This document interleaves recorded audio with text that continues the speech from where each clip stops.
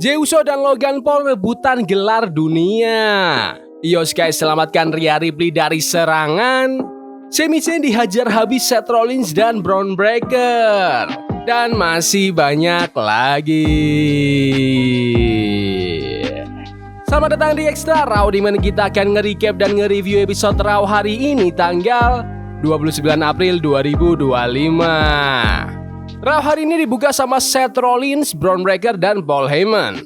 Rollins langsung nunjukin kalau masa depan WWE itu lewat dia sambil ngenalin geng barunya sebagai evolusi dominasi yang berikutnya. Tapi Sami Zayn gak langsung percaya gitu aja. Sami datang, langsung ngebongkar kemunafikan Seth. Kenapa sekarang malah gandengan sama Paul Heyman?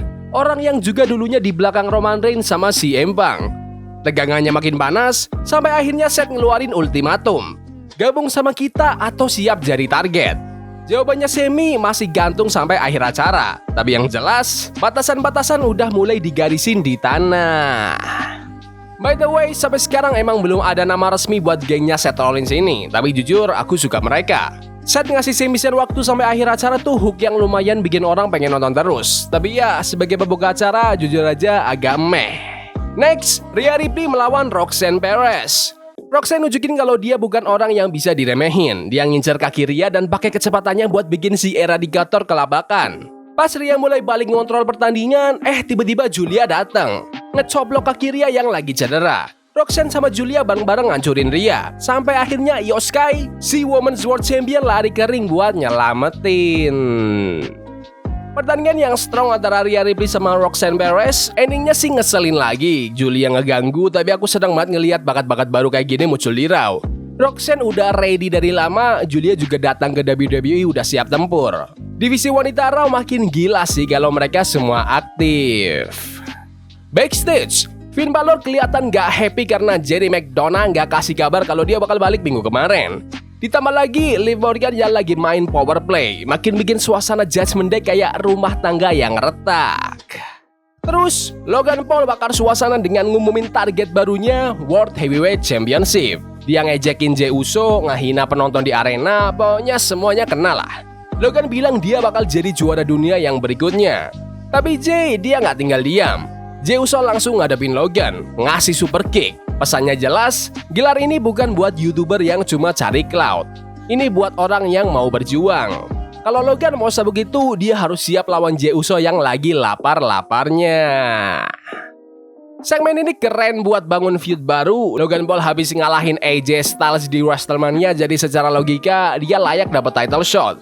Salah satu keunggulan Jey Uso sebagai juara itu, dia kelihatan kayak juara yang rawan kalah. Jadi fans beneran deg-degan nanti nontonnya. Logan juga udah keren banget selama ini di WWE. Aku excited banget mau lihat apa yang mereka bisa kasih. Habis itu, War Raiders versus Judgment Day, Finn Balor dan Jerry McDonough dengan The New Day ikut di komentator buat bikin makin rame. Eric dan Ivar awal-awal brutal banget, ngacak-ngacak JD sama Finn. Tapi situasi berbalik pas Ivar nabrak Ellie di apron keras banget, ngasih peluang buat Judgment Day. Tapi tetap aja, drama internal ditambah taunting New Day dari pinggiring bikin semuanya berantakan. Pas Carlito mau gangguin, malah berujung jadi yang didorong jatuh dari top rope sama Penta. Langsung jadi korban serangan double team yang sadis dari War Raiders. Kemenangan bounce back buat The War Raiders. Asik juga lihat JD McDonough balik ke ring setelah absen yang cukup lama.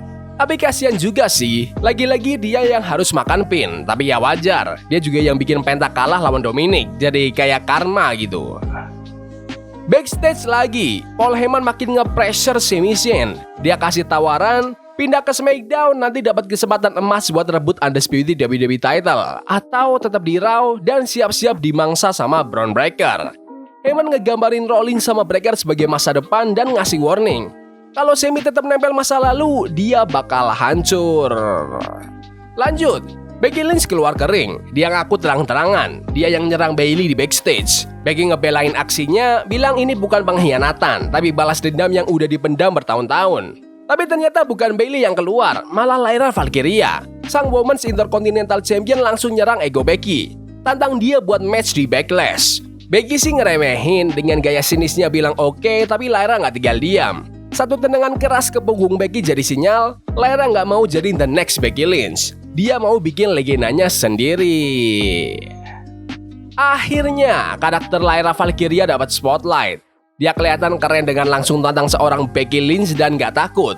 Masuk akal banget pertandingan ini di set buat Backlash, apalagi dengan gelar Women's Intercontinental Title yang akan dipertaruhkan. Tiba-tiba ada pesan serem dari Rusev yang baru balik. Rusev ngomong soal penebusan dosa dan kelahiran kembali, dan warning buat semua roster WWE. Masa-masa damai mereka sudah selesai. Sekarang Rusev balik, lebih buas, lebih fokus, dan siap nyebar rasa sakit atas nama tujuan yang lebih besar. Lanjut, ada Stephanie Fekir versus Ivy Nile. Dari awal, Ivy Nile langsung ngebut, ngeluarin Hurricanrana sama serangan yang bikin Fekir sempat keteteran. Tapi Stephanie, dengan lutut mautnya, Devil's Kiss, mulai ngacak-acak Ivy. Chad Gable sempat curang dikit buat nyelamatin Ivy dari pin Meteora, tapi tetap gak cukup. Setelah perang Jerman Suplex, Superplex brutal sampai Dragon Screw dari tali ring, Fekir akhirnya ngabisin Nile pakai SVB Backbreaker untuk memenangkan pertandingan. Stephanie Fekir keren lagi minggu ini. Penonton ngasih vibe superstar ke dia. Setiap minggu Fekir makin kelihatan gede, padahal dia bukan bintang yang tetap di Raw loh. Terus di backstage, AJ Styles ketemu GM SmackDown Nick Aldis buat nanya lawan berikutnya. Tiba-tiba Dominic Mysterio sama Liv Morgan nyelonong masuk. Liv ngumumin dia mau break sebentar buat syuting film Hollywood. Dom juga ngeles-ngeles mau break, tapi Aldis langsung nutup jalan. Dom sempat nyeplos soal panti jompo ke AJ dan hampir aja dihajar sama Styles. Akhirnya jelas deh, Dominic kayaknya bakal jadi lawan AJ Styles yang berikutnya. Habis itu, Pat McAfee naik ke atas meja komentator, nyebut Michael Cole sebagai komentator yang terbaik dan janji bakal terus nge-support dia. Terus, soal Gunther, si Austrian asshole yang sempat berani naruh tangannya ke Cole, Pat bilang dia nggak bakal mundur. Setelah memohon dikit ke Nick Aldis, akhirnya resmi. Pat McAfee akan melawan Gunther di Backlash. Itu promo babyface dari Pat McAfee, tapi tetap ada sedikit tajamnya. Jujur aja, Pat McAfee melawan Gunther di Backlash bakal brutal buat Pat, tapi ini match yang gede banget. Sementara itu, di backstage ada momen bareng Jey Uso yang benar-benar nambah semangat buat Sami Zayn. Tapi belum lama dapat suntikan semangat, Jey malah diserang Logan Paul dari belakang. Terus klimaksnya nih, Seth Rollins masih berusaha banget buat nyelamatin persahabatan dia sama Sami Zayn. Dia ngungkit persahabatan 20 tahun mereka, anak-anak mereka yang tumbuh bareng, sampai loyalitas langka di dunia wrestling. Seth minta Sami buat ambil jalan aman, jangan lawan dia, tetap jadi saudara. Tapi Sami berdiri tegak, nolak jual harga dirinya. Dia bilang dia tetap sayang dan respect Seth di luar ring, tapi di dalam ring, dia cuma lihat permainan kotor, ancaman dan manipulasi. Sami bilang ke Rollins, pergi aja kamu ke neraka. Boom, langsung dia disusul sama pertandingan antara Sami Zayn versus Bron Breakker. Sami kasih perlawanan habis-habisan, Sunset Flip Powerbomb, Tornado DDT, semuanya dikeluarin. Ada momen dimana kelihatan kayak Sami bakal bikin keajaiban, tapi Bron Breakker ini kayak tank. Habis survive dari serangan Sami, Bron ngebalik keadaan pakai Frankensteiner. Terus ngancurin Sami pakai 3 spear berturut-turut. Seth Rollins di luar ring masih ngasih jalan keluar ke Sami, tapi Sami tetap nggak mau nyerah. Pas tim medis udah masuk buat ngecek kondisi Sami, Bron malah keluar lagi dan ngehantam Sami pakai spear di luar ring. Belum cukup, pas Sami udah setengah sadar, Seth sendiri yang turun tangan. Dia nge-stomp Sami di tengah ring. Sebuah pemandangan ending buat Raw. Trio penguasa baru berdiri di atas Sami Zayn yang remuk. Promo antara Seth Rollins sama Sami Zayn itu keren banget. Mereka benar-benar bisa ngeblur antara realitas sama storyline. Menarik banget lihat gimana stable barunya Seth ini lebih tertahan dibanding perkiraan. Aku pikir bakal langsung brutal, tapi ternyata mereka main sabar dulu. Pertandingannya juga top banget. Bron Breakker benar-benar dibikin kelihatan kayak monster.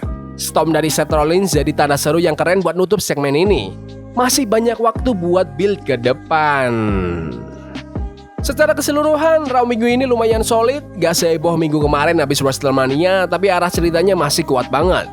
Divisi wanita makin keren, match-match mereka itu keren semua. Minggu depan udah langsung go home show buat Backlash, jadi gas lah terus aja.